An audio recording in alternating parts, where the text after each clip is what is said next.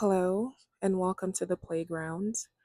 I'm not really sure what I'm going to be naming this video, but I wanted to discuss a phenomenon that I have observed throughout the years, throughout my whole life, to be honest. And I'm sure there's probably already a name for it, but it's very broad. I don't even know where to begin. So there's this controversy that's been happening in my country recently.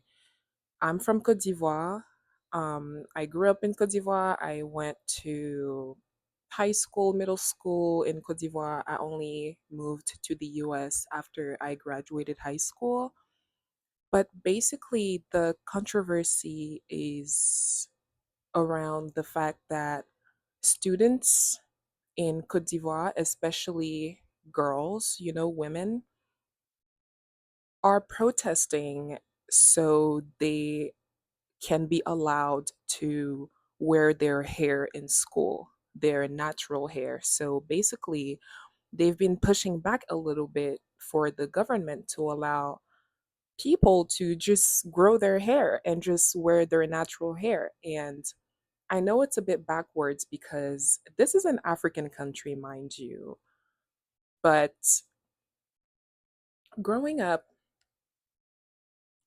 but growing up, me for example, I always had short hair growing up actually, from kindergarten up until like 7th grade, I believe, until high school. High school is when we were allowed to grow our hair, women, girls. And we were supposed to wear them either braided or, we couldn't just wear our afros on campus or anything like that. And if you did wear your hair, for the people in lower grades who were supposed to keep their hair short, people would literally take scissors and cut your hair and literally be like, go cut your hair because you're not allowed to have hair here. And it's kind of insane. It's something that I have protested. It's something that my friends have protested. It's really crazy because going to school, we also had people from different ethnicities and different countries, and only black people, only the black girls had to keep their hair short. So if you were mixed, it's crazy because depending on your closeness to whiteness, you could keep a certain amount of hair. So if you were white, you were definitely allowed to keep your hair. So they would still try to like ask white girls to cut their hair. They'd be like, okay, you have to cut your hair short. Like you can keep a bob, like, or if you're mixed, they'll be like, okay, like you can have like a little afro, like just a little bit. But if you were black, you had to have a buzz cut. Like I'm talking just shaved head. And it was really crazy. And everybody had to abide to those rules. But it was really insane for me to observe that the closer you were to whiteness, the less hair you were supposed to cut of your head. And it was always really, really crazy to me. I remember one time in, I believe, 10th or 11th grade, we had a meeting. Our school had hired like two ladies so they could make sure that everybody was respecting all the rules and all of that. And they had us come to a meeting, like all the girls, and they were like, yeah, like you have to be clean, you have to do this, you have to cut your hair and this and this and that.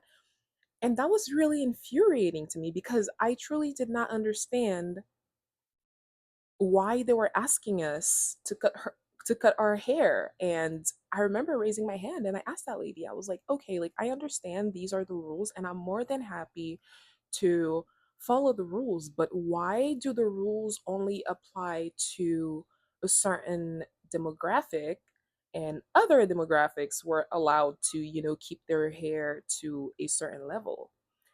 And do you know what that lady responded to me? She was like, well, that's their nature to have hair. And I was flabbergasted. That was crazy. Imagine like trying to compute that. Like, it's their nature to have hair. I have hair like my hair is literally growing out of my scalp too, and other parts of my body, literally. So what do you mean they can keep their hair because, it's their nature? So what, it's not our nature as black girls, black people to have hair? And I left that school like 10 years ago. I graduated high school like 10 years ago. And all these years, I always thought about that interaction, and it just always bothered me until recently I saw a petition online, and it was basically students of Cote d'Ivoire protesting and asking people to sign the petition for the government to consider letting us keep our hair, our heritage. Like, because it's true that, we all grow hair and all these things, but we live in a post colonial world. Whether people are happy about it or not, it's just a fact. Like, it's a bad thing, it's not great, but it's the reality, and there's really nothing that we can do about it. So it's kind of insane, 10 years. It's insane for 10 years to have passed since I've left school for something to actually be done about it. And we don't even know if they're going to, move forward with it. We don't know what new rules they're going to come up with, but it had always just made me think of how easy it is to control a certain mass or a group of people just by removing, stripping them from something that may represent their culture, their identity. It's not only hair, it's just many other things. But it's kind of insane that we have been conditioned to think that it's not in our nature to have hair. And today you can see it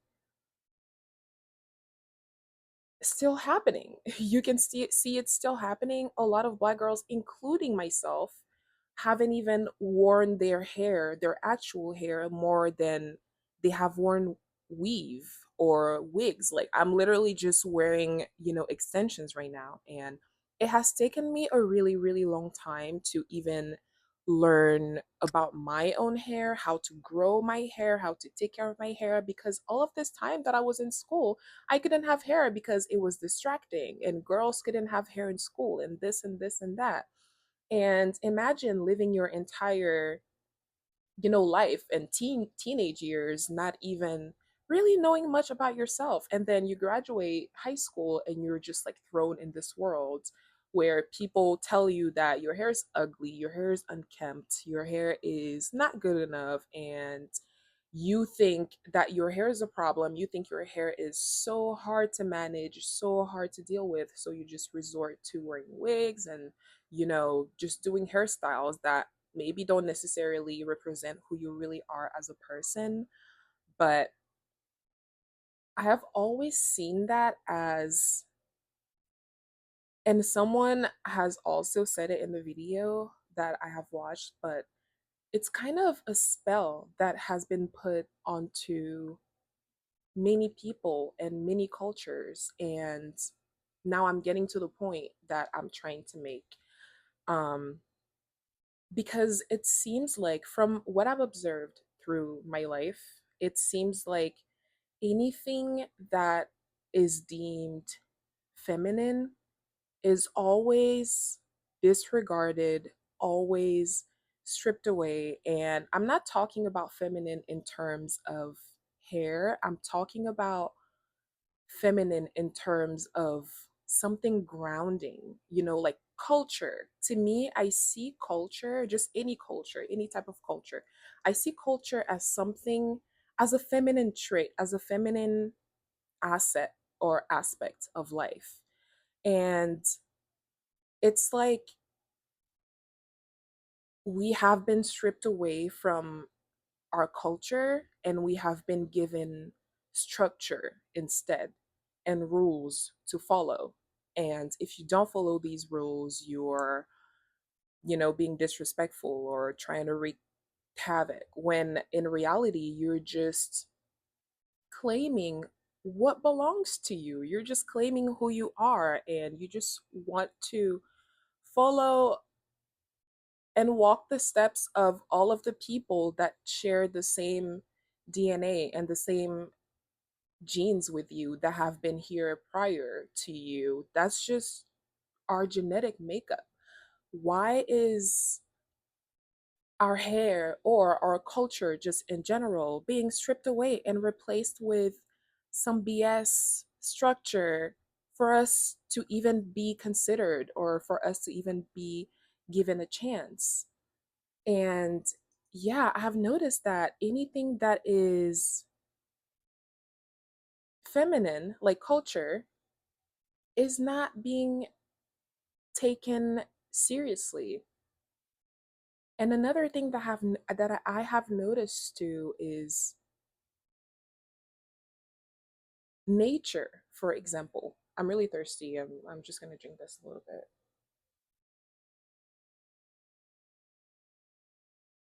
But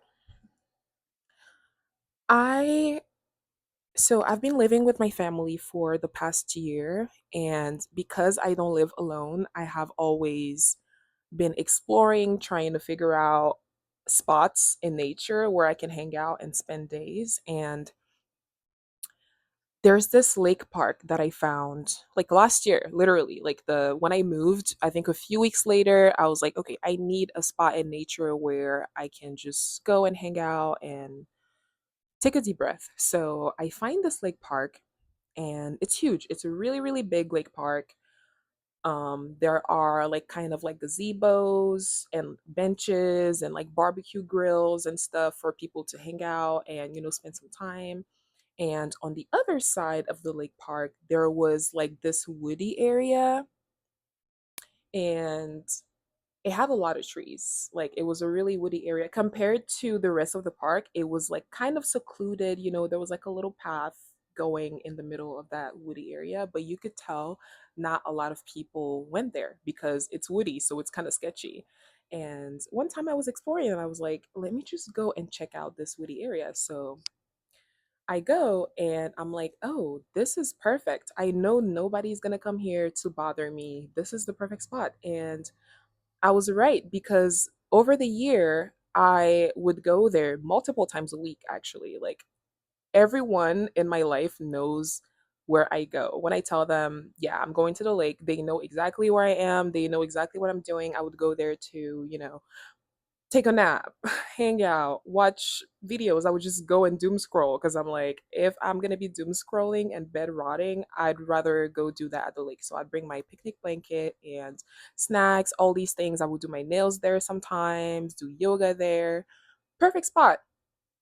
And a few weeks ago, I went there and I was on the phone with a friend, which actually was experiencing some issues with her partner. And it was kind of terrible. I was kind of heartbroken already. And I was just asking myself, why is it so easy for, some men to treat women so terribly? And so I was already in that mood. So keep that in mind. I was already in that mood. I was a bit sad. It made me think about all of the things, not even that have necessarily happened to me in my life, but yeah, just thinking about the offense overall.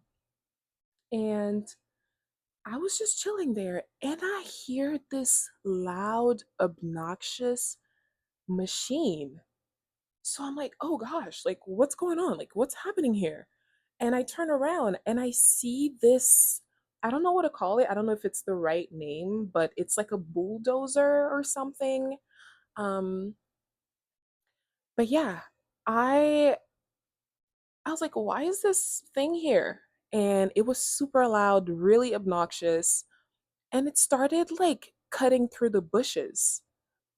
And that got me curious. I was like, oh, like, is the city renovating the park? Like, maybe they're just trying to get rid of some of the bushes and the ivies that are growing everywhere. Like, oh, okay, like maybe that's what they're doing.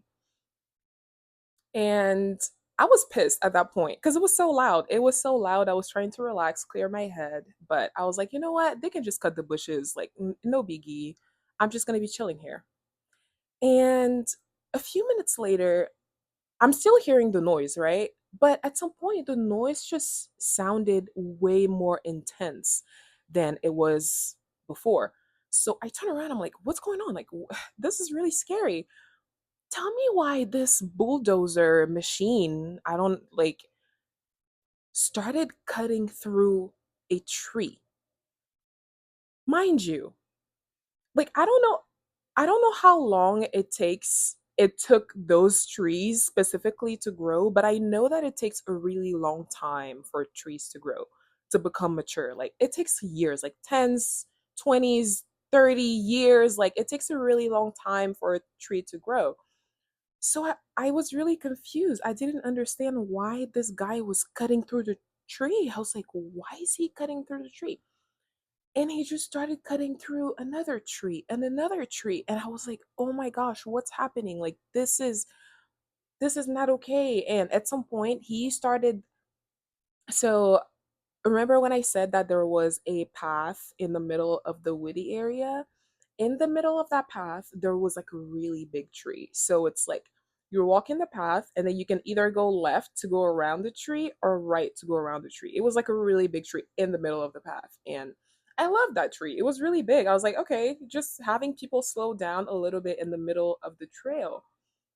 But I'm seeing this machine guy drive closer and closer to that really big tree that was in the middle.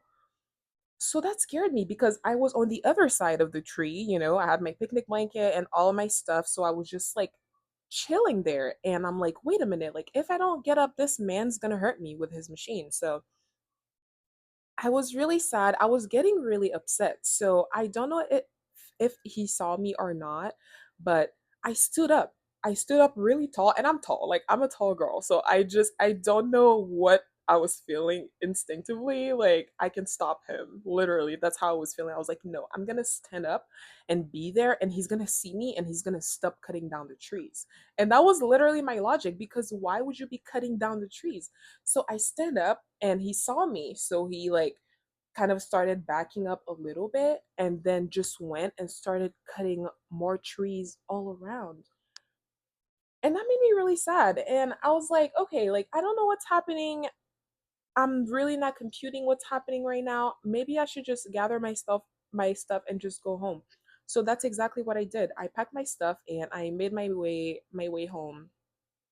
And I kept thinking about it. I was really upset. I was telling my cousin about it. I was like, I'm really, really angry. Do these people know how long it takes a tree to grow and this and this and that? And she was like, oh, like you should watch the Lorax. Have you ever watched the Lorax before? I was like, no, I have never watched the Lorax. Let's watch the Lorax. So we watched the Lorax, and it was really cathartic, honestly. Like I kept thinking about the lake park, but I was like, you know what? Like let me just watch the Lorax. Like that, it felt really good. I was like, at least some people understand where I'm coming from. It's a fight that people have been fighting for generations. I'm not the first person to try and fight that. I'm not gonna be the last person to try and fight that. And a few days later, I made my way back to the lake, and I almost didn't recognize it.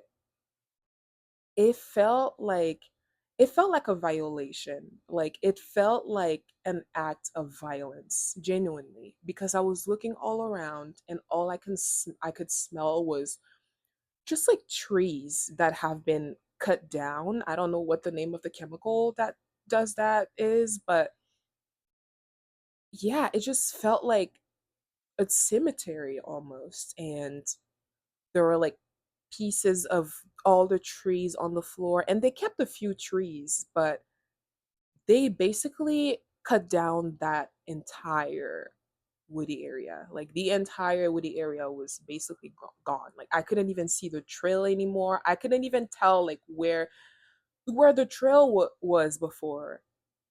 And I started crying because not only was it a spot that I really enjoyed hanging out at, and I still hang out there even though it's not the same anymore.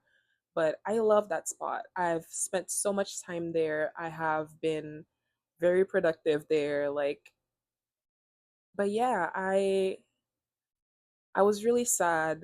I texted my friend. I was like, I don't understand why they did that. This feels like an act of violence, and why do people not understand? Like, I was trying to understand the logic behind why they did that. Like, okay, maybe the city asked them to do it. If they did, that's really stupid. And I mean, they did ask them to do that. I was telling my aunt about it. I was telling everyone about it, y'all. Like, it really just hurt me really deeply. And it just reminded me of all of these other different things that are trying to be controlled. It's like, why are you trying to control all of these things? These things are gifts from nature for us to enjoy and cherish. And we are destroying all of those beautiful things. And yeah, and it wasn't as shady anymore. I live in Texas, so it gets really, really hot. And I was just thinking, I was just sitting there and I saw like some of the birds on the floor, like on the branches on the floor. And I'm like, dang, like how many, there were so many birds living in these trees. Cause every time I would be there, I would always see birds and just like hear them chirp. And now I was looking around and I'm seeing like a few birds like on the branches on the floor. And I was like, what kind of BS is that? I don't know if I can curse on here, but yeah, and to me, it's the same sentiment, you know, just taking something away when it was already sitting in all of its glory, and you just take it away just because you can.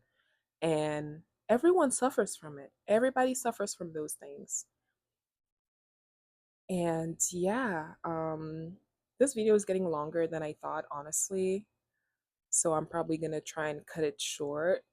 Hopefully, I made some sense, you know, because those are very distinct situations. But I just wanted to highlight that they bring the same feeling of sadness in my heart. And honestly, because of that, because of the petition, which I'm going to try to see if I can add the link to the petition to the description. I don't know if it's still active, but if you want to go sign it, so girls in Cote d'Ivoire can keep their hair in school, you can go sign it.